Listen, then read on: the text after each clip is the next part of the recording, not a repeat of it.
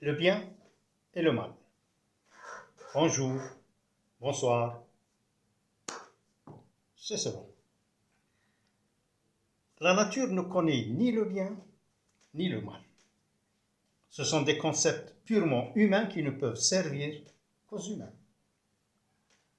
La nature ne connaît que l'équilibre, qu'elle rectifie tant bien que mal. Les animaux non plus n'ont pas la notion du bien et du mal. Un éléphant, quand il détruit les arbres de la forêt, ne sait pas qu'il fait du mal à la nature et à lui-même en même temps. L'homme, lui, le sait. Il le sait parfaitement et le fait quand même. Alors, qui des deux est l'animal? Il y a deux grandes forces symboliques dans le monde des hommes, le bien et le mal. Malheureusement, le mal a toujours dominé le bien.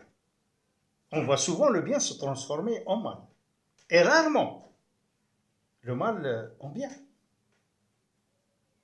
Nous avons l'exemple isolé de Saint Paul, Paul de Tarse, qui au départ était le bourreau des chrétiens, et par la suite le pilier du christianisme, au Khalid Ben Walid, dans l'islam, qui est devenu Saif al-Islam, alors qu'avant, il était leur pire ennemi, étant donné qu'il était le commandant en chef des armées de Quraysh.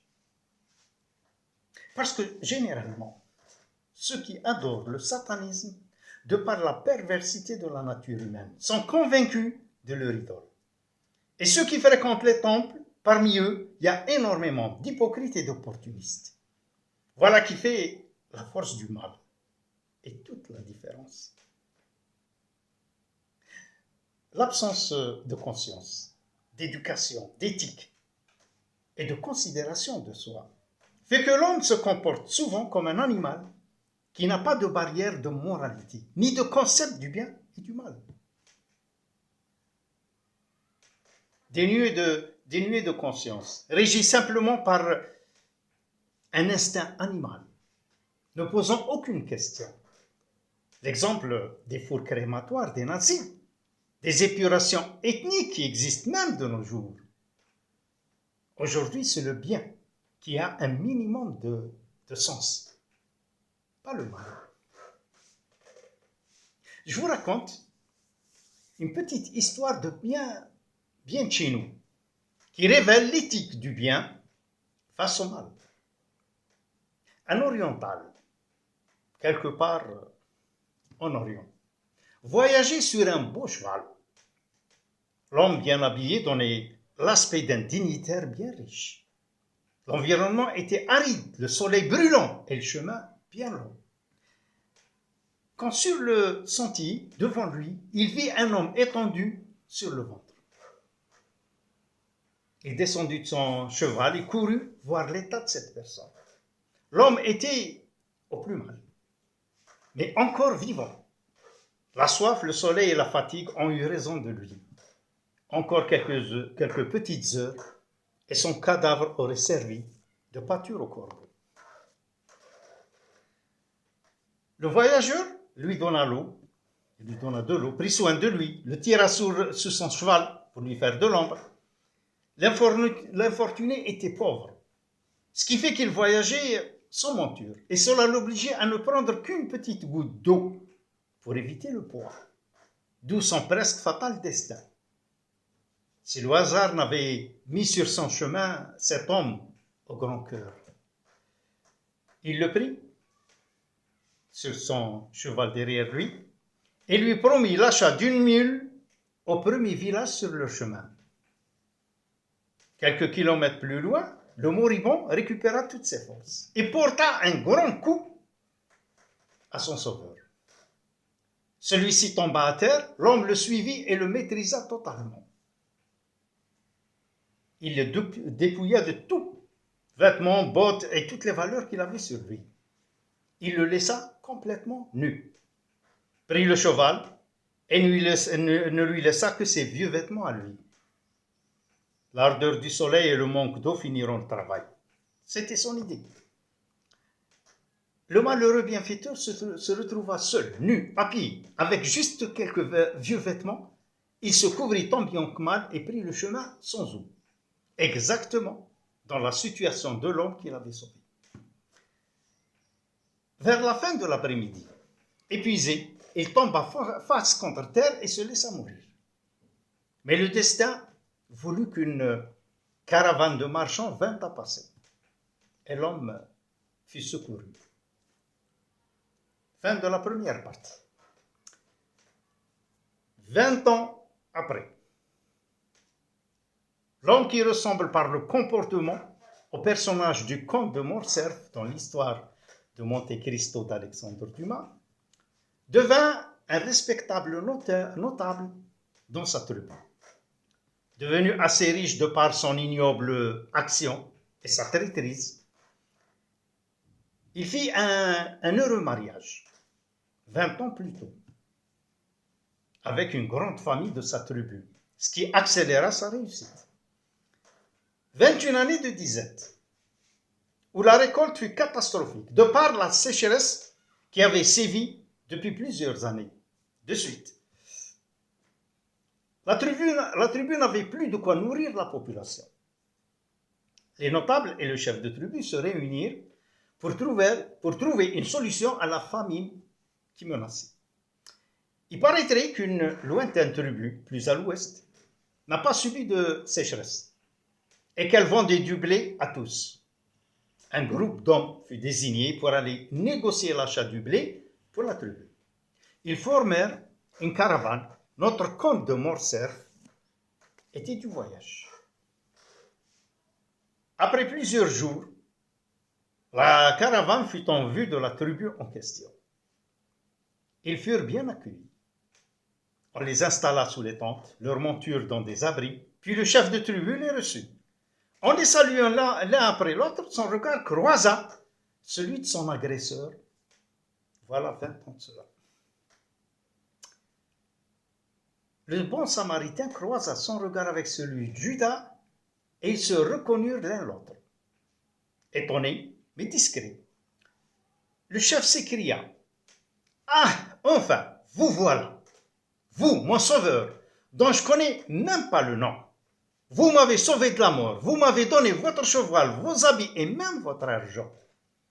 Et moi, comme un scélérat, je vous ai abandonné sous le soleil brûlant et sans une goutte d'eau. Enfin, vous voilà. » Il fit honneur à ses visiteurs et le lendemain donna des ordres pour leur fournir autant de blé qu'ils pourront emporter. Notre homme était dans un mutisme total, anéanti. Pour une fois que le mal prenait des coups de pied au cul, cela soulage un petit peu de la tradition. Après avoir entassé autant de blé que leurs bêtes purent prendre, les visiteurs revinrent voir le chef sur sa tente pour payer leur dû et prendre congé. Le chef s'adressa à eux en ces termes, en désignant leur compagnon, qui fut le sien pour un bref instant, voilà de cela 20 ans. Il n'est pas question de paiement. Le plaisir de faire du bien à cet homme est pour moi un devoir sacré. Partez en paix, ce blé a déjà reçu son dû. La caravane prit le départ. Aussitôt, notre comte de Morcerf fut entouré et harcelé par les questions sur l'immense bien qu'il avait fait à cet homme pour qu'il leur prodigue pareil accueil. L'homme resta muet sur le sujet, accablé. Il ne put rien dire, malgré l'insistance de ses camarades. Arrivés à leur tribu, les voyageurs racontèrent l'étrange accueil dont ils furent les bénéficiaires. Ils précisèrent que le blé leur a été offert en hommage à la grande qualité de leurs compagnons. Le lendemain, le chef de la tribu, avec ses dignitaires bien sûr, invitèrent notre homme à venir s'expliquer sur l'étrange aventure. Tous souhaitaient connaître le mystère de cette énorme dette qui, depuis 20 ans, existait entre lui et le chef de la tribu. L'homme anéanti, entouré par les notables, la tête basse, ne put relever les yeux. Le chef devina que derrière ce mutisme, une honte sans nom se cachait. Il usa de son autorité et ordonna brutalement à l'homme de parler et de donner des détails sur cette histoire. Alors l'homme parla dans un sanglot et donna force détails sur son comportement avec l'homme qui lui a porté secours, voilà de cela 20 ans. L'assistance était abasourdie que tant de mal puisse sortir d'un des leurs. Le chef donna des ordres en conséquence. L'homme fut bien sûr condamné. Je vous évite, c'est-à-dire ce qu'ils lui ont fait. De toutes les façons, il a fini dans un trou. Un trou sans aucun repère pour que sa famille ne puisse lui rendre visite. Le lendemain, le chef en personne prit la tête d'un groupe et amena avec lui aussi sa fille, car dans l'ancien temps, en Orient, c'était une pratique assez courante de laver le déshonneur avec le lien du sang. Vous savez, le sang a toujours été une gomme efficace. Pour ne pas être trop lourd, la suite, bien sûr, elle est claire. Je vous laisse deviner. Dans cette histoire, il y a d'abord le bien, puis le mal qui triomphe pendant 20 ans. Ensuite revient le bien, qui prend enfin le dessus sur le mal, pour une fois. Pour une fois que le bien l'emporte, qu'il trouve son chemin, d'habitude il se perd dans les méandres du temps qui l'engloutit. Pour terminer, je vous citerai Margaret Thatcher. Quand elle a dit « Je suis en politique à cause du conflit entre le bien et le mal. Et je crois qu'à la fin, le bien triomphe toujours. » Mais de sa croyance à elle ne donne aucun indice. Une croyance qui repose sur une simple impression, en contradiction avec l'histoire des hommes. Elle dit qu'elle était en politique à cause du conflit entre le bien et le mal, mais à aucun moment elle ne précise sa position à elle. Est-elle avec le bien ou avec le mal? Je vous citerai la guerre des Malouines en 1982. Cette guerre a fait plus de 900 morts. Pourquoi? Margaret Thatcher défendait le bien ou le mal? Des morts qui auraient pu être évitées. Les îles Malouines se trouvent à des milliers de kilomètres de l'Angleterre et à un jet de pierre de l'Argentine.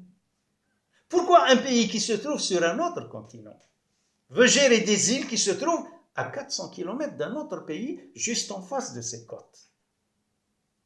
Vous voyez, chacun voit le concept du bien selon ses intérêts. Le bien n'a qu'un mode. Le mal en a 1000. Ça, c'est Balzac. Nous pensons au bien sans le faire. Et nous faisons le mal sans y penser. Lui d'humour. On voit souvent le mal où il n'est pas, et rarement le bien où il est. Sostène de la Rochefoucauld. Et moi, je reviens à la nature. Car en dehors de la vision humaine, le bien et le mal n'existent pas. Tout simplement. Un petit like, un partage peut-être, et je vous salue.